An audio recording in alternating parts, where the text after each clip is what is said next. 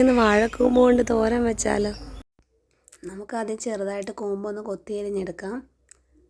ഇതിൻ്റെ അരിഞ്ഞ് വരുന്തോറും അതിൻ്റെ കട്ടിയുള്ള പാളികൾ ഇളക്കി മാറ്റിയിട്ട് നന്നായിട്ട് ചെറുതായിട്ട് അരിഞ്ഞെടുക്കണം. എന്നിട്ട് കുറച്ച് ഉപ്പ് ചേർത്ത് നമുക്കൊന്ന് പുരട്ടി വെക്കാം. ആ കറ പോലുള്ള ഒട്ടിയിരിക്കുന്ന ഒന്ന് മാറാൻ വേണ്ടിയിട്ട്. നമുക്ക് കുറച്ച് തേങ്ങ തിരുമ്മിയെടുക്കാം. തേങ്ങ തിരുമ്മിക്കഴിഞ്ഞ് നമുക്ക് പയർ വേവിക്കാൻ വെക്കണം. ഒരു ശകലം ഉപ്പൂടിട്ട് പയർ വേവിക്കാൻ വെക്കാം. വറുത്തിട്ട് വേവിച്ചാൽ ഒന്നുകൂടെ നല്ലത്. അരപ്പിനായിട്ട് നമുക്ക് തേങ്ങ, വെളുത്തുള്ളി, പച്ചമുളക്, കരിയാപ്പല, പിന്നെ ശകലം ജീരകം, മഞ്ഞൾപ്പൊടി, ഇത്രയും മതി. ഇതൊന്ന് ചതച്ച് കൊണ്ടുവരാം. അപ്പോഴത്തേക്ക് കടുക് പൊട്ടിച്ച് 2 വറ്റൽമുളകും കരിയാപ്പലയും കൂടി ഇട്ട് കൊത്തി അരിഞ്ഞ വാഴക്കൂമ്പ് അതിനകത്തോട്ടിട്ട് നന്നായിട്ടൊന്ന് ഇളക്കി യോജിപ്പിച്ചതിന് ശേഷം ഒന്ന് അടച്ച് വെച്ച്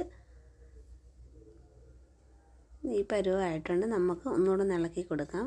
എന്നിട്ട് നമ്മൾ പയർ വേവിച്ച് തോർത്തിയെടുത്ത പയറാണ് അരിപ്പയ്ക്കകത്ത് വെച്ച് വെള്ളം തോന്നിട്ട്. എന്നിട്ട് അരപ്പ് ചതച്ചെടുത്താൽ മതി.